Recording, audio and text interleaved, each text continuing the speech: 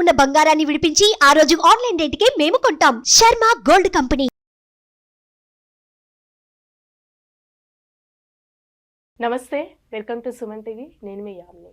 ప్రస్తుతం మనతో ఉన్నారు ప్రముఖ ఆధ్యాత్మికవేత్త, జ్యోతిష్య రత్న శ్రీమతి కోనాల భాగ్యలక్ష్మి రెడ్డి గారు ఉన్నారు. అమ్మతో మనం మాట్లాడదాం. నమస్తే అమ్మా. నమస్తే అమ్మా. అమ్మ, ఈ మార్చి నెలలో మకర రాశి వారికి అసలు ఏ విధంగా ఉంటుందమ్మా? మార్చి నెలలో మకర రాశి వారికి అని అనుకున్నట్లయితే ఉత్తరాషాఢ 2, 3, 4 పదాలు, తర్వాత శ్రవణ నక్షత్రం, ధనిష్ట, ప్రథమ, ద్వితీయ. ముఖ్యంగా చూసినట్లయితే కనుక ఈ మకర రాశి వారికి నేను పట్టిన దానికి 3 కాళ్ళు అనే ఆలోచనలు కూడా ఉంటూ ఉంటాయి.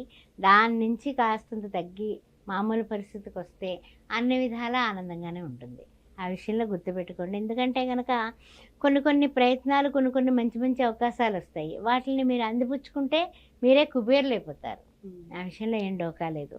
కానీ ఏంటంటే కనుక ఊహించినటువంటి గౌరవాలు దక్కుతాయి. అందువల్ల మనకి తెలియకుండానే అహం దేహస్మి అయిపోతాం.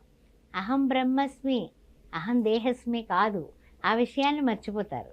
మర్చిపోయి అందరూ నన్ను పొగుడుతున్నారు, నాకు చాలా బాగా ఉంది, భలే నేను చెప్పినవన్నీ కూడా కరెక్ట్గా అన్ని విధాలా కూడా సక్సెస్ రేట్లో ఉన్నాయి, నేను ఏం తలపెట్టినా బాగుంది అని అనుకున్నామా మనం దేవుడి దగ్గర తగ్గుతాం. దేవుని దగ్గర హెచ్చింపబడాలంటే తండ్రి నీదే అంతా నీదే క్రెడిట్, నాదే ఉంది అన్నాం అనుకోండి, బ్రహ్మాండంగా ముందుకు దూసుకెళ్ళిపోతాం. అయితే ఖర్చులు కొంచెం మితిమీరుతాయి. బంధుమిత్రుల దగ్గర కూడా ఇచ్చిపుచ్చుకోవడాలు ఉంటాయి. దాని వలన వాళ్ళ నుంచి నిందలు నిష్ఠూరాలు రాకుండా జాగ్రత్త పడటం అనేది చెప్పదగిన సూచన. తర్వాత ఇంకొక ముఖ్యమైన విషయం ఏంటంటే, మనకి ఏదైతే వాడమల్లన్నా బోడిమల్లన్నా అనే ఒక శాస్త్రం ఉంది. అలాగ బాగుంటే అన్ని విధాలా మనం ఇవ్వాల్సినవి ఇచ్చేయడం కానీ, వాళ్ళు అడిగినప్పుడు మనం ఇవ్వడం కానీ, ఇలాంటివన్నీ బాగున్నాయి అనుకోండి, మనల్ని చాలా పొగుడుతారు, చాలా గొప్పగా ఉంటాం. అదే నోరు తిడుతుంది. అందువలన కొంచెం జాగ్రత్తగా ఉండండి. బంధుమిత్రుల విషయంలో ఏదైనా సరే కరెక్ట్గా ఉండండి. కరెక్ట్గా ఉంటే ప్రాబ్లమ్స్ రావు. కరెక్ట్గా ఉండండి. డబ్బు విషయంలో పెన్ను, కాగితం, కరెక్ట్నెస్ 3 కావాలి. ఆ విషయం గుర్తుపెట్టుకోండి. తర్వాత ఏంటంటే ఏదైనా సరే కోర్టు వ్యవహారాలు కానీ, కొన్ని విషయాల్లో కానీ తొందరపాటు నిర్ణయాలు తీసుకోకుండా కొంచెం ఎవరైనా పెద్దవాళ్ళ దగ్గరికి వెళ్ళి సెకండ్ ఒపీనియన్ తీసుకొని ముందుకు వెళ్ళండి. అంటే ఇప్పుడు ఒక ల్యాండ్ కొనాలన్నా, ఇల్లు కానీ అసలు అంటే రిజిస్ట్రేషన్ చేసుకోవడానికి ఈ నెలలో చేసుకోవచ్చమ్మా? ఇల్లు ఏమైనా బాగుందమ్మా, ఈ నెలలో చేసుకోవచ్చు. అదేవిధంగా గృహ మార్పిడి కానీ, లేకపోతే ఏదైనా సరే స్థలాలు కొనుక్కోవాలన్నా ఈ నెలలో చాలా బాగుంది, చేసుకోవచ్చమ్మా. ఆ విషయంలో ఏం డోకా లేదు. అయితే ఏంటంటే ఇతరుల అంతర్యాలని గుర్తుపెట్టుకోండి. ఎందుకంటే ఒంటెద్దు బండిలాగా మనం చెప్పింది మీరు వినండి అంటే ఎవడు వినేవాడు లేడు. అందువల్ల ఎప్పుడు కూడా మనం ఎప్పుడు కూడా ఇతరుల యొక్క అంతరంగాలను బట్టి ఆ మాటని చాలా స్వీట్గా, చాలా నిజాయితీగా చెప్పేదే స్వీట్గా కూడా చెప్పొచ్చు, హార్డ్గా కూడా చెప్పొచ్చు. అందువల్ల మీ మాటే మీకు పెట్టుబడి. ఆ విషయాన్ని గుర్తుపెట్టుకోండి.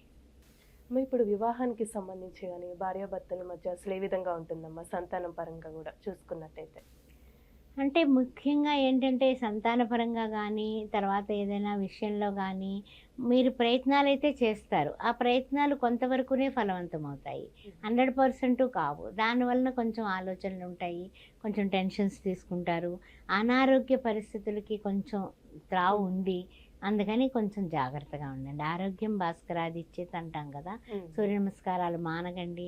రవాయ నమః, భాస్కరాయ నమః, ఆదిత్యాయ నమః, సూర్యాయ నమః, ఖగాయ నమః, ఇలాగా సూర్య నమస్కారాలు చేసుకోవడం అనేది చెప్పదగిన సూచన.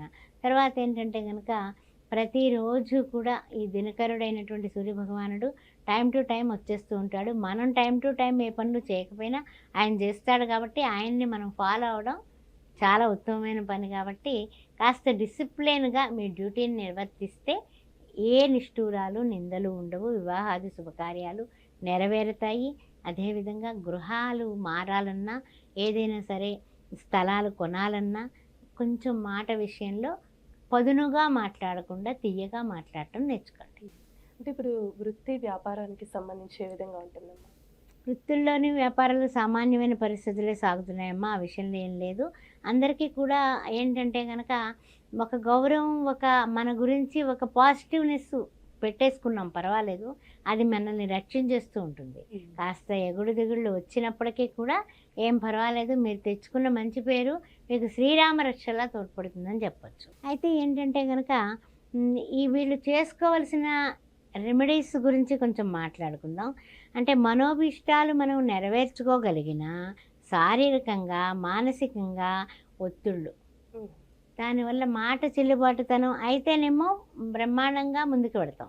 మన మాట చెల్లుబాటు అవ్వకపోతే పట్టుదలకి పోతారు. వీళ్ళలో ఉన్నటువంటి పెద్ద లోపం అదే.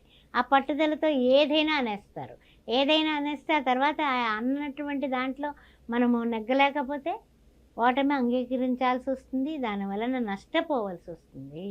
అందువల్ల ఈ నష్టాలు కష్టాలు లేకుండా ప్రతిరోజు చేసుకోవాల్సినటువంటి విషయం ఏంటంటే దశరథ కృత శని స్తోత్రం అనేది లలితా సహస్రనామంలో ఉంది. వీళ్ళకి ఏలినాటి శని ఆఖరి దశలో ఉన్నారు కాబట్టి అది చేసుకోవడం, రోజు చదువుకోవడం, నిత్యం వినడం, మీరు చదవకపోతే పోనీ వినడం. తర్వాత ముఖ్యంగా ఏంటంటే శ్రీరామ జయ రామ జయ జయ రామ అనేది ప్రతిరోజు కనీసం ఒక 9 టైమ్స్ అన్నా సరే రాయండి. అన్ని విధాల శ్రీరామ రక్ష సర్వ జగద్రక్ష అన్నట్టుగా మీరు అన్ని విధాల ముందుకు వెళ్ళిపోతారు. అదేవిధంగా శ్రీరామ రామ రామేతి రమే రామ మనోరమే సహస్రనామ తత్తుల్యం రామనామ వరాన్ని.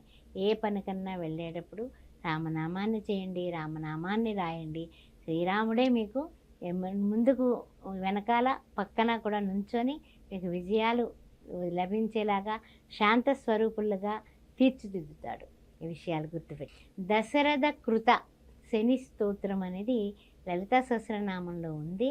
వీళ్ళకి ఏలినాటి శని ఆఖరి దశలో ఉన్నారు కాబట్టి అది చేసుకోవడం, రోజు చదువుకోవడం, నిత్యం వినడం, మీరు చదవకపోతే పోనీ వినడం. తర్వాత ముఖ్యంగా ఏంటంటే శ్రీరామ జయ రామ జయ జయ రామ అనేది ప్రతిరోజు కనీసం ఒక 9 టైమ్స్ అన్నా సరే రాయండి. అన్ని విధాల శ్రీరామ రక్ష సర్వ జగద్రక్ష అన్నట్టుగా మీరు అన్ని విధాల ముందుకు వెళ్ళిపోతారు. అదేవిధంగా శ్రీరామ రామ రామేతి రమే రామ మనోరమే సహస్రనామ తత్తుల్యం రామనామ వరాన్ని. ఏ పనికన్నా వెళ్ళేటప్పుడు రామనామాన్ని చేయండి, రామనామాన్ని రాయండి. శ్రీరాముడే మీకు ముందుకు వెనకాల పక్కన కూడా నుంచొని మీకు విజయాలు లభించేలాగా శాంత స్వరూపులుగా తీర్చిదిద్దుతాడు. ఈ విషయాలు గుర్తుపెట్టుకోండి. చాలా చక్కగా తెలియజేస్తారమ్మా, ధన్యవాదాలు. జై శ్రీరామ్.